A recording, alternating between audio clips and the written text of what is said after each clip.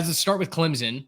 And one of the things that we did this year was we assigned a movie where appropriate to kind of describe the outlook of the team. So for Clemson's preview this year, I said the Dabo Night rises this year, guys. Last year, it was an 11-3 campaign. They went 8-0 in conference play.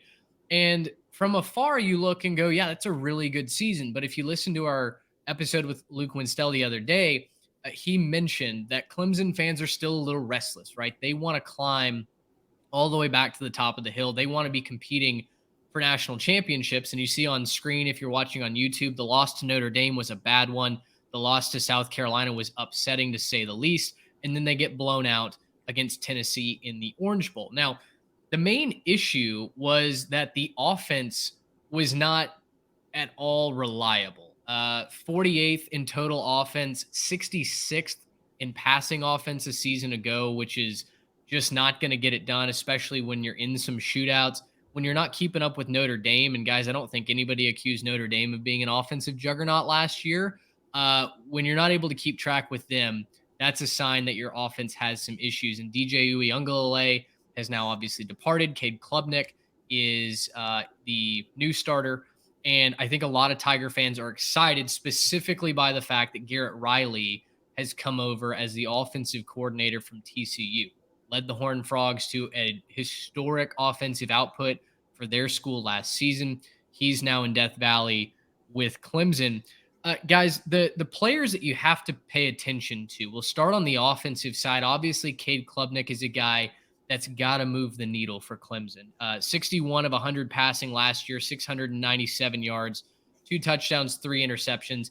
You look at those stats and nothing wows you, but I think it's the potential that's really exciting for Clemson fans. You talk about an air raid style offense, a guy in Garrett Riley who's going to get that ball out of the hand of his quarterback really, really quickly. I don't need to tell you guys about Will Shipley, 210 carries for almost 1,200 yards, 15 touchdowns last season. He was the straw that stirred the drink for the Tigers offense. Out wide, if you're wondering, well, that's great. Klubnik's got a big arm, but who on earth is he throwing to?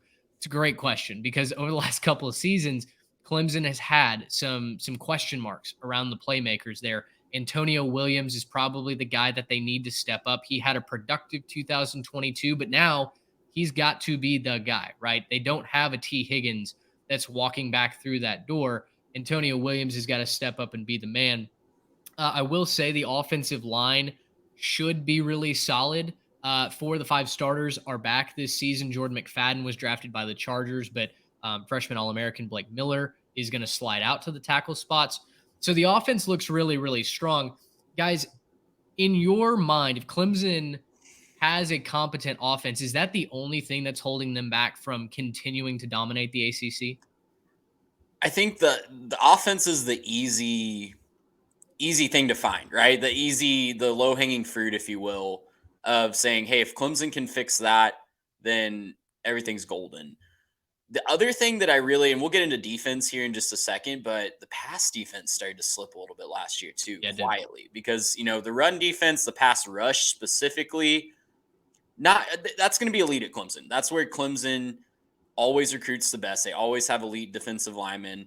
They do typically have, talented defensive backs, but the coordinator turnover that Dabo Swinney's experienced the last few years, I think might be starting to catch up with him on the defensive side of the ball as well. When you lose Brent Venables, right, it's just a huge, huge loss, a gaping hole in that side, and there's a lot to prove on that side of the ball and the coaching staff still. But if you can fix the offense, you're going to roll through the ACC because there's not a lot of defenses that scare you. There's a lot of talented defense. There's a lot of talented defensive coordinators and coaches, but from an overall skill set standpoint, when you just line up the Jimmies and Joes on the field, as long as you have competent quarterback play and it's not actively hurting you like it has the last couple of years, no offense to DJU, but that I think is very easy to say that it's actively hurting Clemson, how he was playing the quarterback position the last couple of years.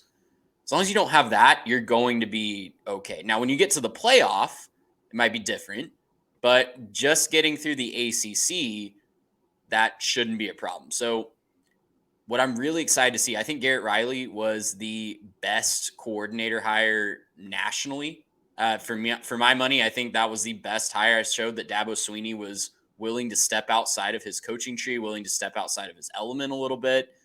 And we'll see if he can take Cade Klubnik and do what he did with Max Duggan last year and just put him in a system and say, hey, go play ball, go make 1 or 2 reads, make the right throw, and just get it to the hands of playmakers.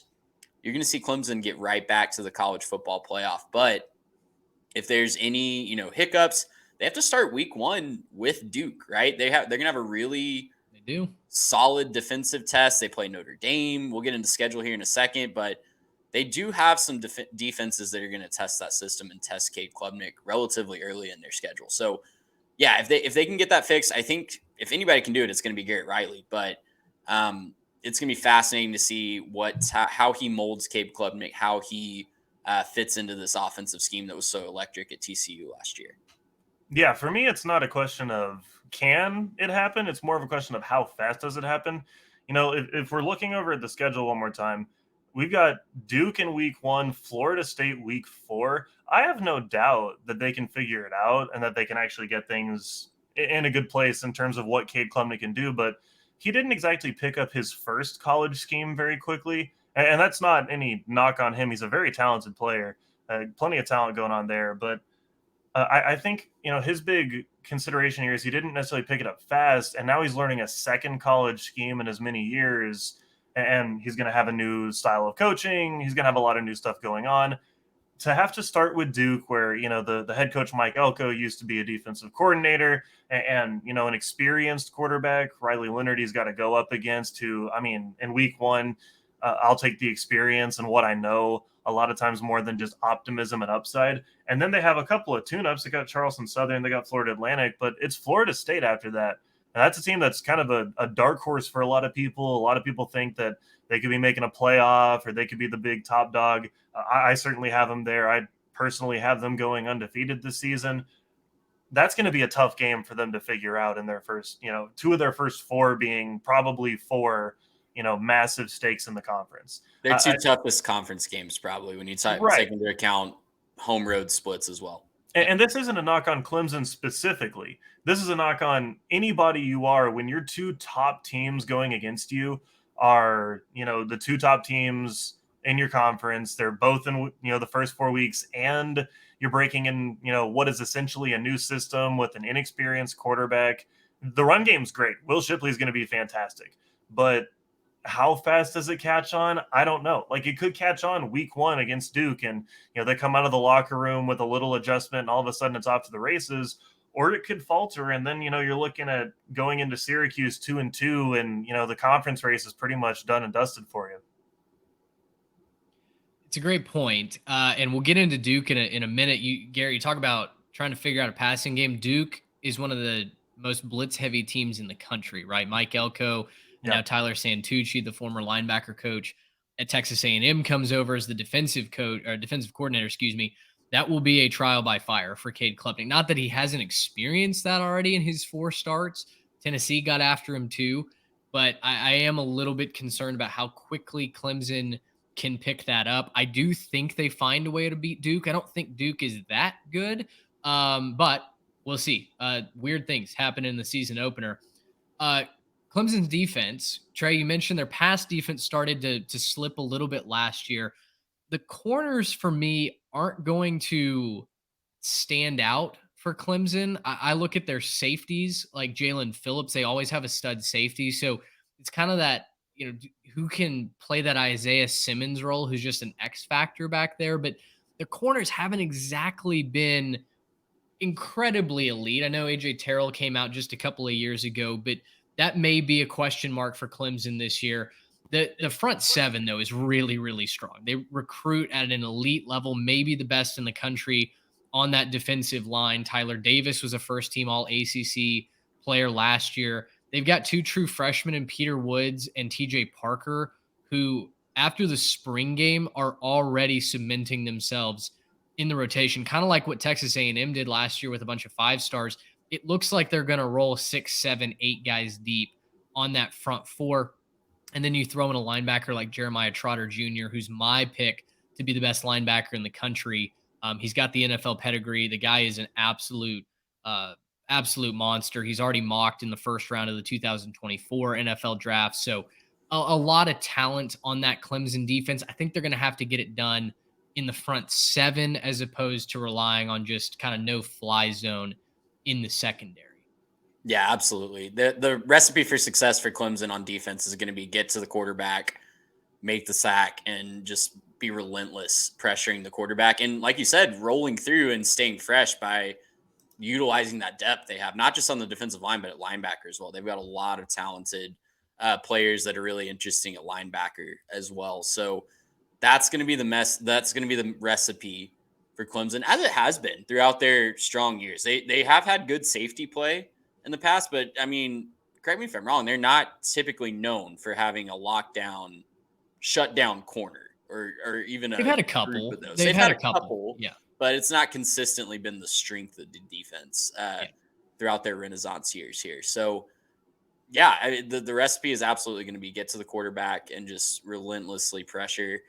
And it's going to be, Venables is really, really good at scheming together that pass rush as well. And coming from multiple different angles, blitzing from different positions. It's going to be a really interesting test for Wes Goodwin to see how can he respond? How can he pick up where Venables left off and not make that too much of a drop off with this talent that he has to work with? Yeah. Goodwin, former linebacker coach who was promoted when Venables left, certainly has his work cut out for him. Their over under, guys, is 10.5. I think we all have Clemson at least around that. Garrett, you're going under. Trey and I are both going over that mark. And I'm going under, actually. I have them at 10-2. oh, my bad. Yes. I have them picking up an out of conference Notre Dame loss. That's right. That's right. That'll be a crucial game, which we get to the schedule breakdown. We talked about that Monday Labor Day game against Duke. I just got word that I might be at a lake house for that game, which will be a ton of fun. But for me, the crucial stretch is the back half of the season, right? I know a lot of eyes are going to be on Duke, Florida State, and those are big time games. But then you talk about getting the bye week. You go at Miami, at NC State, Notre Dame, Georgia Tech, North Carolina, at South Carolina. That schedule is not for the faint of heart. And you could see Clemson fall apart if the offense isn't up to snuff. For me, that Notre Dame game on November 4th is going to be a national game, probably, one that College Game Day finds their way to. That could have some big time playoff implications. And then the Carolinas to finish it out. Listen, we'll talk about North Carolina in just a second, actually next. But that's a tough into the regular season. No matter what you think about UNC's defense and Gene Chizik, that offense is going to put up a lot of points. And I think that it could make for some fireworks coming down the home stretch. So, again, 11-1, I've got them hitting the over. I just think that they're a more complete team than anyone in the conference. They will be my ACC champion pick over Florida State. I really do believe that the Tigers, who have not fallen lower than a 10-win season in the last several years, it's hard to project them to go 12-0. But for me, the ceiling is 12-0. I think realistically, I'll go 11-1. Yeah, I have them slightly under the over-under. I've got them at 10-2. And look, that's a great season for 99% of the college football universe, right? That is a fantastic season, but Clemson has set that standard so high over the last decade plus under Dabo Swinney that 10-2 feels like a disappointment. Even if they get that championship win, even if they win the bowl game and win 12 games, not being in the college football playoff feels like a letdown, even if there's a lot to build on for the future under Cade Klubnik. But for this year, I think there's too many trap games with a young quarterback. I think 10-2 is a good, safe bet for me.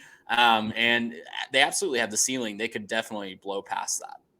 Yeah, I've got them at 10-2 as well. I think really just the factor that I keep coming back to is it's going to click for them, but I don't think it's going to click in time. I think you have to look at Duke and Florida State. I think both of those games are losses. It's going to be tough to open up against Duke. And we'll talk more about what Duke has to offer in a minute, but I do think that this thing will click. They get, the Syracuse, Wake Forest, and then the bye week to kind of figure stuff out after, towards the end of September. But I think they'll be able to pull out 10 wins. I think they will barely miss the championship game, kind of like I said. I'm not down on Clemson. I just think it's kind of a next year thing for them. I think next year, a little bit more experience with the quarterback, a little bit more coming back there, year or two in the Garrett Riley system. I think they'll be back to it. I just think it'll be a little bit of a rough patch in the meantime. Gracious. Yep. How about